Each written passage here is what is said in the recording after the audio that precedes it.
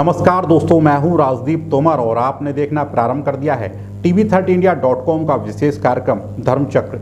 जैसा कि आपको मालूम है, हम अपने इस कार्यक्रम में धर्म और आध्यात्म से जुड़ी बातों पर चर्चा करते हैं। तो आज हमारे साथ मौजूद हैं इन बातों पर चर्चा करने के लिए उत्तर भारत के सुप्रसिद्ध आचार्य श्री सीपू जी महाराज जी। तो सबसे पहले स्वागत है आचार्य जी आपका TV30 इंडिया पर। जी नमस्कार आचार्य जी, हम चाहेंगे कि गणेश चतुर्थी का जो महत्व है बहुत सारे हमारे दर्शकों को नहीं मालूम होगा, तो आप उस महत्व के विषय में बताएं और उससे जुड़ी कुछ बातों पर हम आपसे चर्चा करेंगे। जी देखिए, ताकि सभी लोग जानते हैं कि किसी भी कार्य की अगर हम शुरुआत करेंगे तो भगवान गणपति की स्थापना, भगवान गणपति का पूजन करने के बाद ही और हम अपने कार्य की शुरुआत को करते हैं। गणेश चतुर्थी का जो पर्व है, इस पर्व पर बहुत से ऐसे उपाय हैं जिनके करने से हमारे जीवन के संकट, जीवन की परेशानियां, आर्थिक परेशानियां और बहुत सारी जितनी भी दिक्कतें हैं उनको गणेश चतुर्थी के पर्व पर उपाय करने से दूर किया जा सकता है। महाराज जी, ऐसा क्या उपाय किया जाए जिससे गणपति भगवान हम पर प्रसन्न हो जाएं और हमें बहुत सारे जो है वर दे दें, जो हम मांगें वो हमारी मनोकामना पूर्ण हो? तो कैसे वो कोई उपाय बताइए। देखिए, गणेश चतुर्थी के पर्व पर श्वेतार्क गणपति की पूजा करने से, श्वेतार्क गणपति की स्थापना एक लाल रंग के कपड़े पर स्थापना करें, उनके आगे बैठ करके होम हवन करें और हवन में आहुति जो दें वो मोदक की दें, क्योंकि मोदक भगवान को बहुत प्रिय हैं। छोटे छोटे मोदक बनाएं 21 या 51 और उनकी आहुति उस यज्ञ में दें। मंत्र जो आपको बोलना है, ओम गंग गणपतये नमः, ओम गंग गणपतये नमः। इस मंत्र से अगर आहुति देते हैं तो हमारे जीवन की बहुत सारी समस्याएं, बहुत सारे आर्थिक संकट, इनको दूर किया जा सकता है। जैसा कि हम लोगों ने सुना है कि गणपति जो भगवान है हमारे, उनके कई प्रकार होते हैं, वो उन्हें हम लोग कई रूपों में देखते हैं, तो उनके विषय में जरा आप हमारे दर्शकों को बताएं। देखिए, गणपति के स्वरूप भिन्न भिन्न प्रकार के हैं।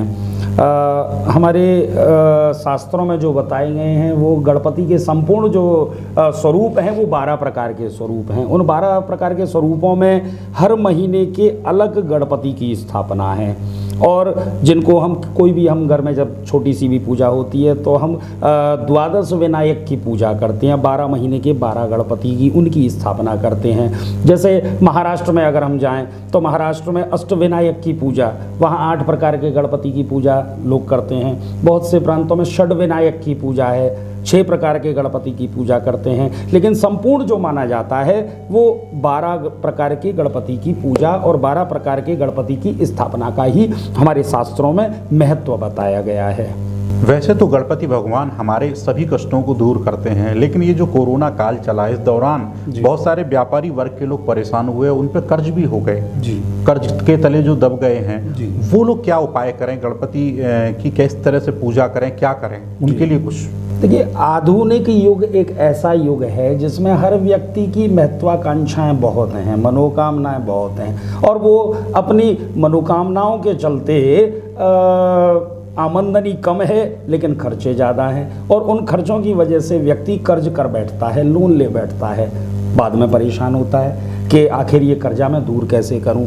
अगर ऐसे व्यक्तियों को अपने कर्जे से मुक्ति प्राप्त करनी है तो गणेश चतुर्थी पर बहुत एक सटीक उपाय है। अगर वो इस उपाय को करते हैं तो बहुत शीघ्र अपने कर्जे से मुक्ति प्राप्त कर सकते हैं। बहुत साधारण उपाय है, एक मंत्र मैं आप लोगों को बताऊंगा, उस मंत्र से आहुति दें 108 बार और नित्य प्रति उसी मंत्र का अगर व्यक्ति 108 बार या यथाशक्ति अगर उस मंत्र का जाप करता है तो वो अति शीघ्र अपने कर्जे से मुक्ति प्राप्त कर सकता है। मंत्र मैं आप लोगों को बताता हूँ। ओम नमो विघ्नहराय वित्तेश्वराय गंग गणपतये नमः। दोबारा फिर आप लोगों को बताऊंगा, ओम नमो विघ्नहराय वित्तेश्वराय गंग गणपतये नमः।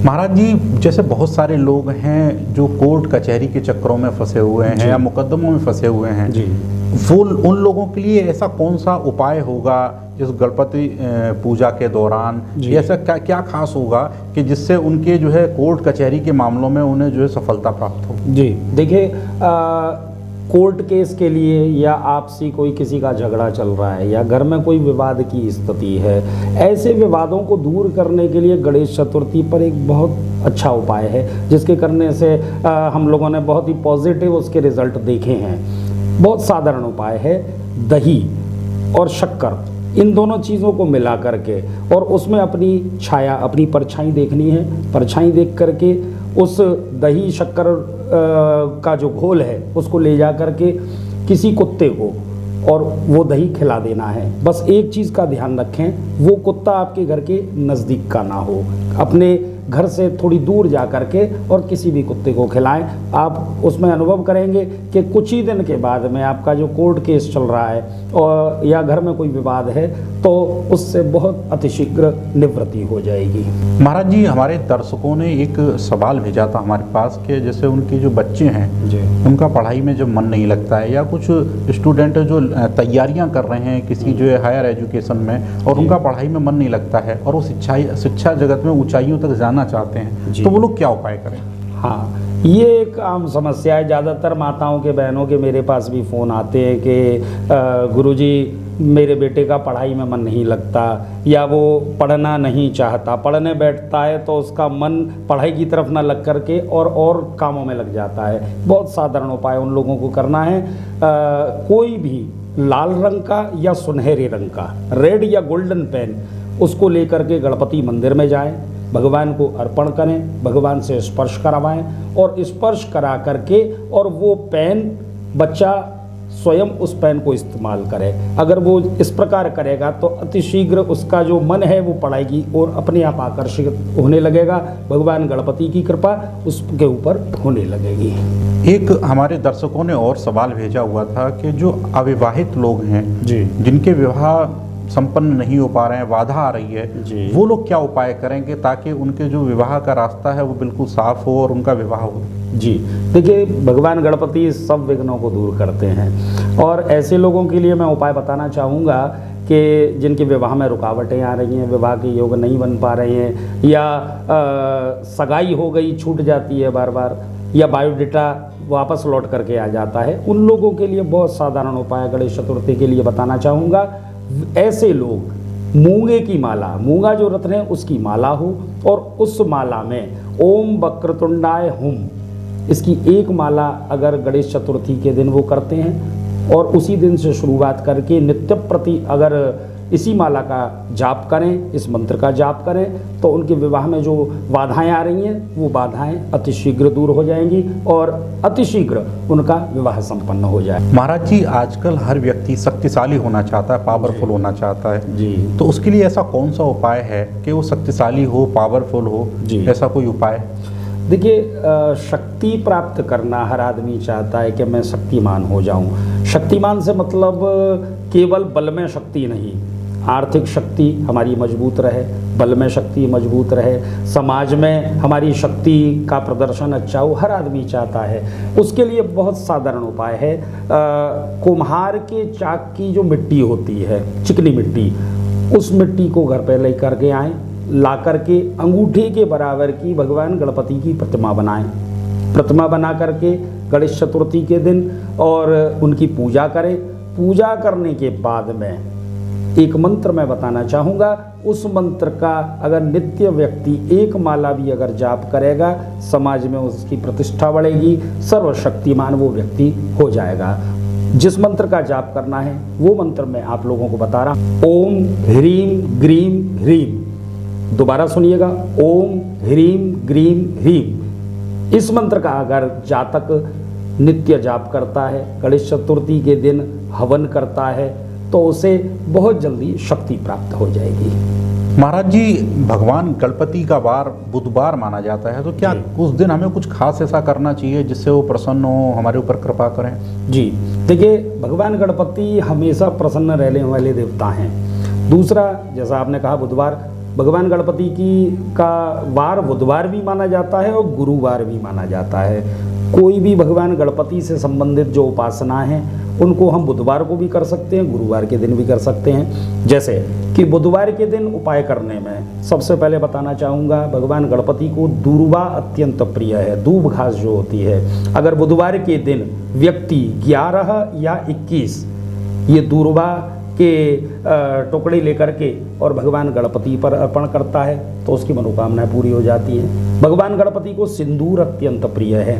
भगवान गणपति को अगर सिंदूर अर्पण किया जाए तो वो सभी विघ्नों को दूर कर देते हैं। मोदक भगवान को बहुत अत्यंत प्रिय है। भगवान को मोदक का भोग लगाएं तो उससे भगवान बहुत जल्दी प्रसन्न हो जाते हैं। तो बहुत सारी चीज़ें ऐसी हैं जो हम बुधवार के दिन कर सकते हैं। गाय को हरा चारा खिलाएं, उससे भी भगवान प्रसन्न होते हैं। बुधवार के दिन 7 कौड़ी लेकर के, 7 कौड़ी जो समुद्र में जो कौड़ियाँ निकलती हैं वो कौड़ी लेकर के और अपने हाथ की मुट्ठी में बांधें और ओम गंग गणपतये नमः इसका 11 बार उच्चारण करें।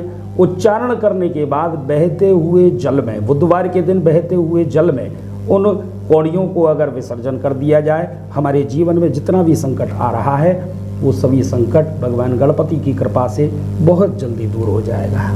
हमारे देश की संस्कृति है जो वो आप विदेशों में भी जा रही है जी। जहाँ इस कोरोना काल में लोगों ने जो हाय हेलो करने वाले लोग थे उन्होंने नमस्कार करना सीख लिया विदेशों में भी। तो कौन कौन सी ऐसी चीज़ें हैं जो विदेशों में जा रही हैं जो हमारे यहाँ की संस्कृति है उसके विषय में थोड़ा सा। जी देखिए, विदेश में जितने भी लोग अन्य धर्मों के हैं, जो हमारे धर्म की संस्कृति, जो हमारे सनातन धर्म की संस्कृति है उसको वो लोग अपना रहे हैं। जैसे कि गणेश चतुर्थी के पर्व पर आज हम जो बता रहे हैं, एक चीज़ मैं दर्शकों को बताना चाहूँगा। आजकल जहाँ भी किसी ऑफिस में जाओ या किसी के घर में जाओ तो लाफिंग बुद्धा वहाँ जरूर रहता है, लेकिन वास्तविकता लोगों को नहीं मालूम।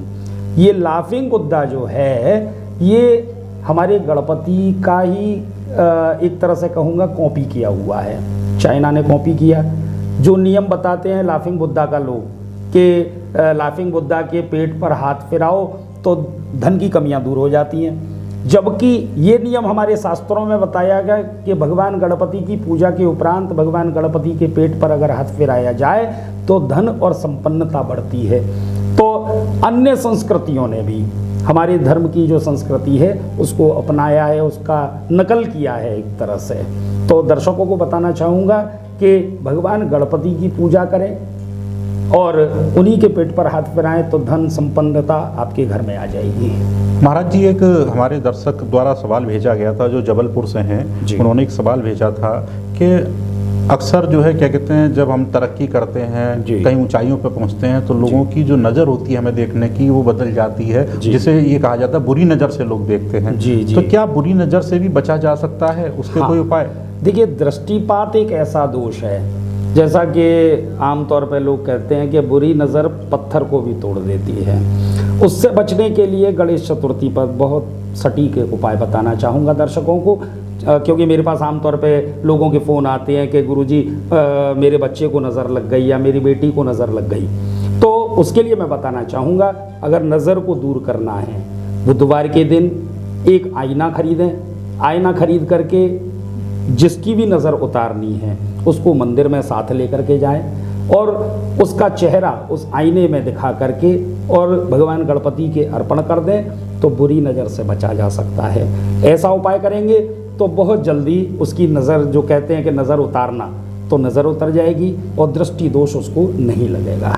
महाराज जी, एक हमारे दर्शक हैं दीपेश अग्रवाल जी कानपुर से, उन्होंने हमारे पास एक सवाल भेजा था कि किस्मत को लेकर।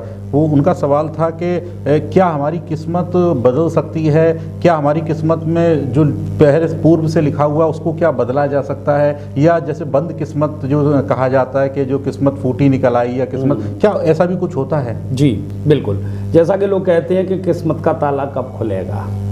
अगर किस्मत का ताला आपको खोलना है तो इस गणेश चतुर्थी पर ये उपाय ज़रूर करें। बाजार जाएं, एक ताला खरीदें।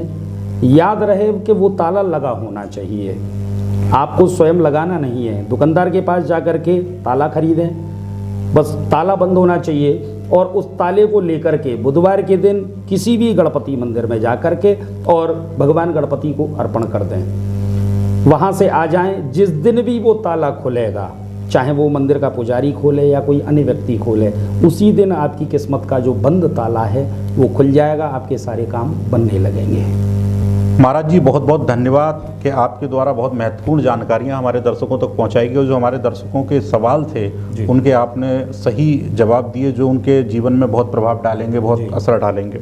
इसी तरह का अगर आपका भी कोई सवाल है तो हमें लिख भेजें आपकी टीवी स्क्रीन और आपकी मोबाइल स्क्रीन के नीचे चल रहे नंबर पर और मेल आईडी पर।